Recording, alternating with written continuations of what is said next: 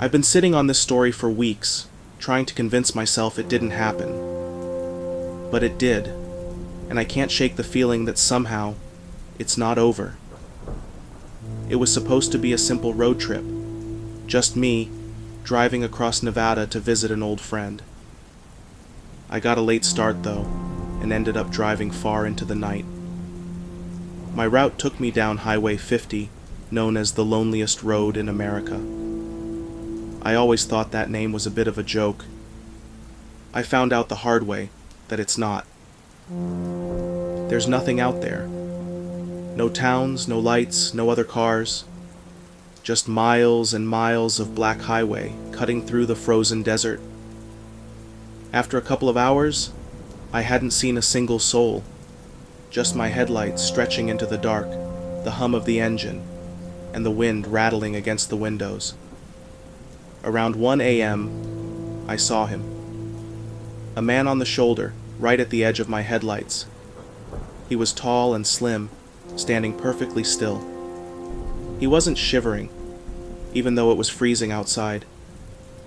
He was facing my car, his pale face expressionless, except for a strange, faint smile. Not friendly, not grateful, just amused, like he knew something I didn't. I should have kept driving, but something about him standing there, alone in the middle of nowhere, made me hesitate. I told myself he might need help. Maybe his car broke down and he didn't have a phone. Against every instinct screaming in my head, I slowed down. I pulled over a few feet ahead of him and cracked the window, keeping the engine running. "You okay?" I called out. At first he didn't respond. He just stared at me with that unsettling half-smile. Then, slowly, he spoke. "I need a ride." Something about the way he said it made my stomach twist. It wasn't a question. It was like he knew I would help him, like I didn't have a choice. "Sorry," I said, trying to sound casual. "I'm going the other way." The smile didn't leave his face. If anything, it got a little wider. "Please," he said softly, stepping toward the car. That's when I felt it. Pure animal panic. I rolled the window up as fast as I could, locking the doors. My hands were shaking, my breath fogging up the glass. I slammed the car into drive and hit the gas. The tires spun for a moment on the icy pavement, and the car fishtailed to the side. I almost lost control, but the wheels caught traction, and the car shot forward, just barely. Then I glanced in the rearview mirror. He was sprinting toward me. Not just running, sprinting. Faster than anyone should be able to. I pressed the gas harder, but the car wobbled from the earlier skid, and the rear tires slid out again. The car spun wildly, skidding off the shoulder and slamming to a stop in the dirt. My chest hit the steering wheel, knocking the breath out of me. For a second, everything went silent, just the sound of the wind outside. I tried to catch my breath, but then came the sound of footsteps, fast and deliberate. I looked in the mirror. He was almost at the car. Before I could react, there was a deafening crash. The driver's side window exploded inward, and a freezing blast of air hit me. Then his hand shot through the shattered glass and wrapped around my neck. I gasped, clawing at his hand as he squeezed tighter. His grip was cold as ice, his fingers digging into my throat like claws. I tried to shove him off, but he was strong, too strong for someone so thin. My vision blurred as I fought for air, panic flooding my brain. Somehow, I managed to yank the emergency brake and throw the door open at the same time, slamming into him with my shoulder. We both went down, rolling in the dirt and gravel. He landed on top of me for a second, pinning me to the ground. But this time, there was no smile. His face was blank, expressionless, but his eyes, there was something wrong in them, like he was barely human. I twisted hard and managed to shove him off, sending him sprawling onto his back, but even then, he didn't slow down. He came at me again, and we grappled on the freezing ground. His strength was unreal, like he was more wire and bone than muscle, his limbs coiled with tension. At some point, I managed to land a desperate kick to his ribs, throwing him off me just long enough to scramble to my feet. My hands were shaking so badly I could barely move, but I knew I didn't have much time. The car was still running, but I'd need a few seconds to release the brake and get it moving again, and I wasn't going to get those seconds with him still coming at me. I didn't think. I just moved. I bolted for the car, yanked the door open, and threw myself inside. His hand slapped against the window as I slammed it shut, leaving a smudge on the frost-covered glass. I turned the key in the ignition, praying the car hadn't stalled out. The engine roared to life. I threw it into reverse, the tires spinning wildly in the dirt before finally catching. The car lurched backward onto the highway, and I slammed it into drive, flooring the gas. The rear end fishtailed wildly, but I didn't care. I kept my foot down, heart pounding in my chest, as the car roared down the highway. I glanced in the rearview mirror one last time, and he was still standing there, watching me. His face was blank again, expressionless, as if nothing had happened. I didn't slow down. I kept driving for miles, far beyond where I'd seen him.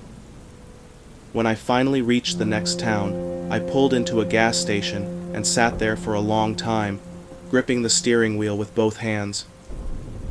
My body was trembling from the cold and the adrenaline.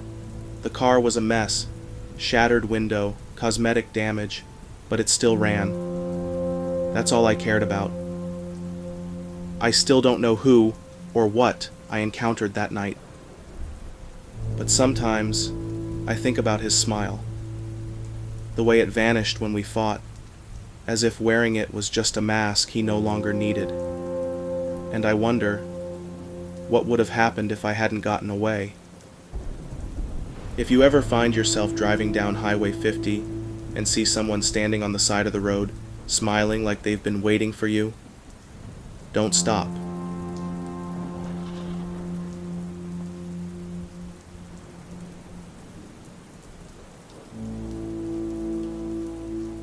I worked as a dispatcher for a small ambulance station near a fairly large city in the middle of the US. I'm not sure how specific I can be since this is a true story, and I'm going to tell one of the craziest stories I have from this job. We had a patient we'll call Susan. She was a dialysis patient, and one of the services we offered was transporting very unwell or disabled patients to and from dialysis appointments. She lived with her son, whom we'll call David. David was in his late 40s, and Susan was in her late 70s.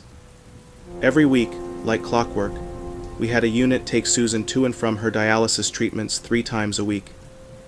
Everyone at the station knew her well, because we had been assisting her for quite some time. Whether it was the crew seeing her in person, or speaking to her or her son on the phone about appointments, she was familiar to all of us. Naturally, when crews had news about her health, they would report back to keep everyone updated. At one point, Susan wasn't feeling well at all, but she insisted on going to her dialysis appointment. So, we took her in as usual. During that appointment, while receiving treatment, she lost consciousness and was promptly taken by our crew to the hospital. When it was time for her next dialysis appointment, we called the hospital to check if she had been discharged and was able to go. The hospital staff informed us she would likely be released the following day and would receive dialysis treatment there in the meantime. The next treatment day arrived, and we called the hospital again. This time, they said she had been released the day before. This was great news, but it felt a bit odd because we were always her first call to transport her to or from any hospital or appointment, and we hadn't transported her anywhere. We quickly moved on and called David to see if she would need transport for her treatment that day. He informed us that she wasn't feeling well and wasn't up to it, but he was considering taking her back to the hospital. We told him to call us if he needed anything and canceled her trip for the day, but we never received a call. The next appointment rolled around, and we called David again to ask if she would be going. He said she was sick and back in the hospital. Again, this was strange, as we hadn't taken her, but it didn't seem too unusual given her declining health. The same thing happened at the following appointment. We called David, and he said she was in the hospital. Now is where things took a turn. When the next appointment came up, we tried calling David, but he didn't answer or return our calls. Since we had a contract with Susan to take her to these appointments unless told otherwise, we sent a crew to her home to pick her up. When they arrived, they knocked on the door with no response. After a second knock, David eventually answered, cigarette in hand. Looking surprised, he told the crew he'd forgotten to call, but that Susan was still in the hospital, not doing well. The crew offered their best wishes, and David shut the door. However, they felt something was off. They immediately radioed dispatch, and we called the hospital David had mentioned to confirm her status. The hospital had no record of her being there since her previous discharge. We had the crew leave the scene and requested a welfare check on Susan at David's home. We heard nothing further that day from the police, David, Susan, or anyone else involved. The next morning, the very first call I received began with, "This is Sheriff Clark with the Raccoon Sheriff's Department. I'm calling to report back on the welfare check you requested yesterday." I was nervous. He sounded concerned, and I hadn't expected them to call us back. He proceeded to tell me that, upon arrival, the officers spoke with David, who insisted his mother was home from the hospital but feeling unwell. The police asked to check on Susan, and after some hesitation, David allowed them inside. Inside, the officers encountered a grim scene, though I imagine they smelled it first. They explained that they found Susan's deceased body propped up on the couch, wrapped in blankets as if she were watching TV. She had been dead for approximately 2 weeks. David had been regularly changing her clothes and watching TV with her. While it was clear that he was experiencing some sort of mental distress or grief, the disturbing part was that he had never taken good care of her until she was dead. No, there wasn't any news coverage, no updates from the police beyond that. It's crazy how things like this can happen in your own town, and you'd never know.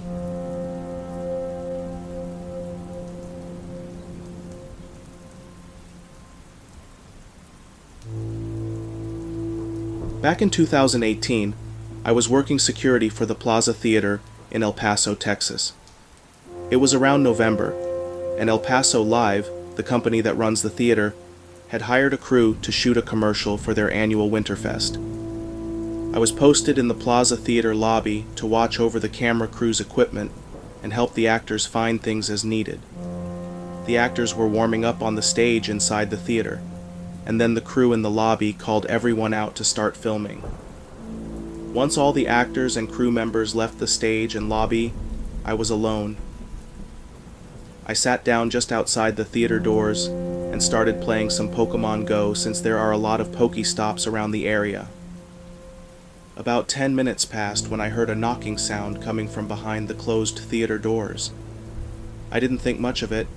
It's an old building, so it creaks and pops sometimes. I went back to my game, but just seconds later, I heard 3 loud slams against the theater door. I stood up and walked to the door, thinking maybe an actor got lost after a bathroom break or just lost track of time. I opened the door, and no one was there. The only lights in the theater were the aisle lights, exit signs, and the ghost light on stage. I pulled out my flashlight and scanned the seating area, but no one was around. Still, there was something. A small but bright light seemed to bounce around and spin in the center seating area.